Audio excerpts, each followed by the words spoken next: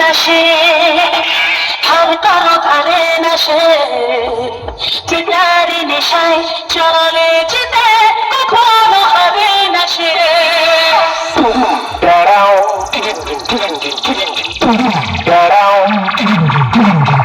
Hello hello.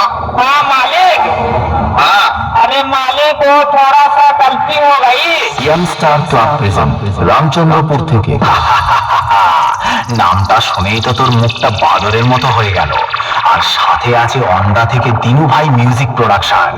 পারবি না রে ভাই, পারবি না।